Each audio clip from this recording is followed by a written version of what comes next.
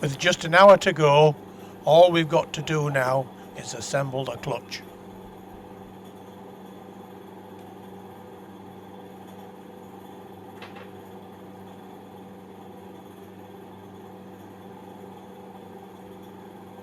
Just putting the springs and detents in the first row, with each spring and detent fully greased.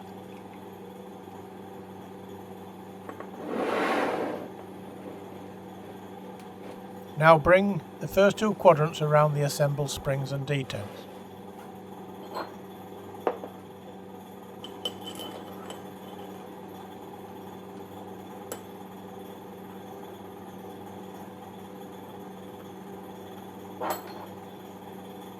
Assemble all four quadrants and commence tightening the screws.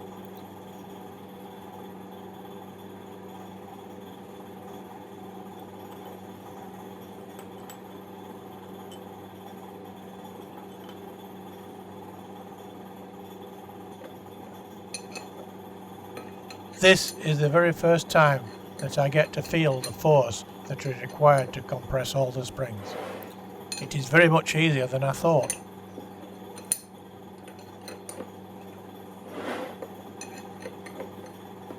Tighten each of the four screws equally until the fixture is fully assembled.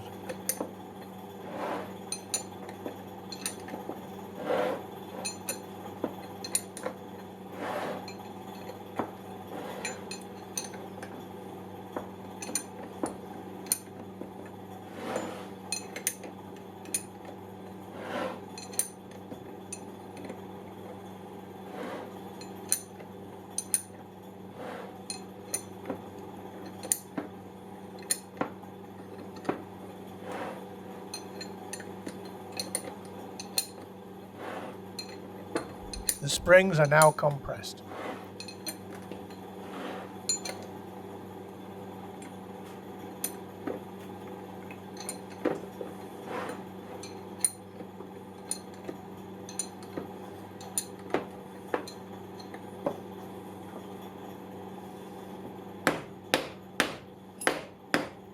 The fixture is gently tapped with a hide mallet until the detents are just proud of the fixture assembly face.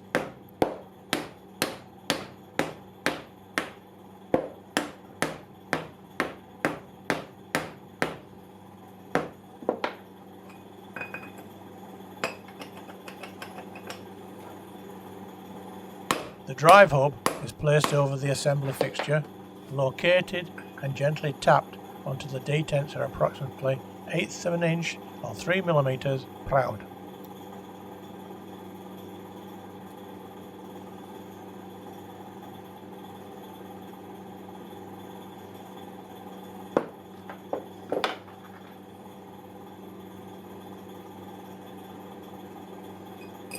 The protective hardened washer is inserted, making sure it goes back in the same orientation as it was originally.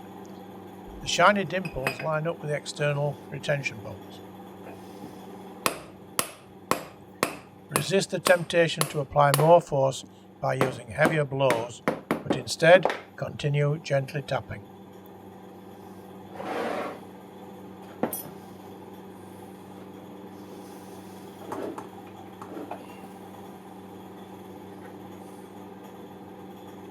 The second row of detents may now be assembled, remembering to apply waterproof grease again.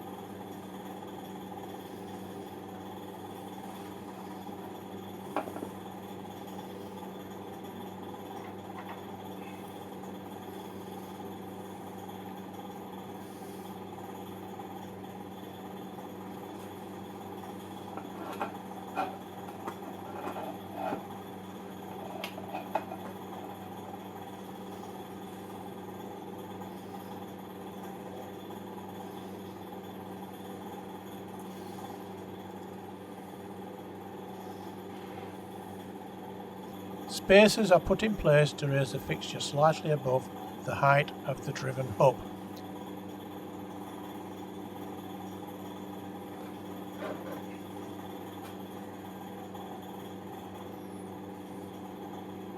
Assemble the fixture as before and tighten all the screws progressively and evenly.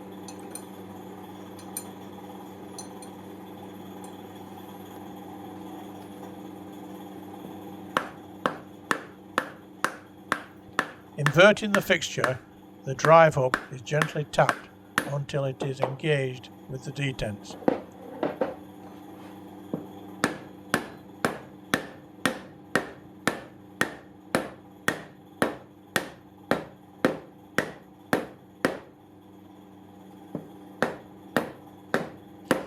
The driven hub continues to be tapped by the hide mallet until it feels and sounds to be solid.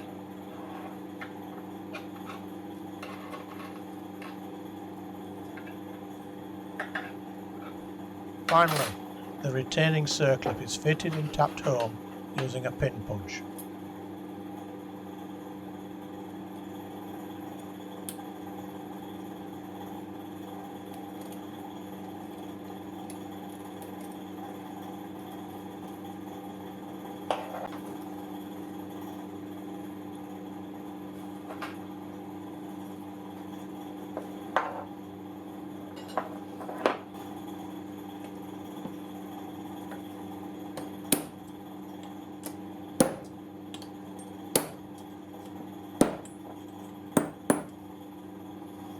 I delivered the clutch to an anxious waiting farmer and allowed him to fit it, then stood back to observe it further.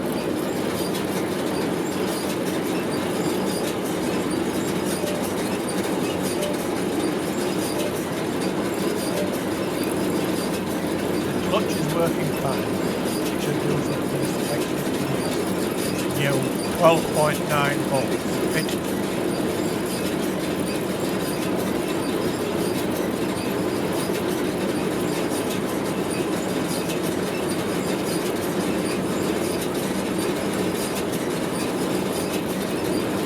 All that remains now is to see the baler in action .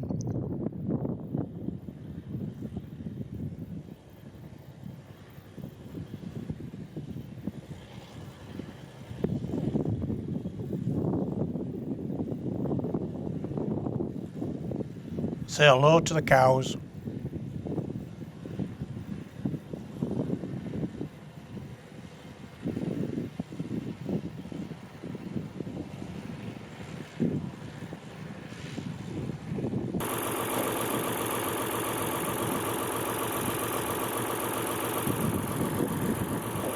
Then go home for a home-cooked light breakfast.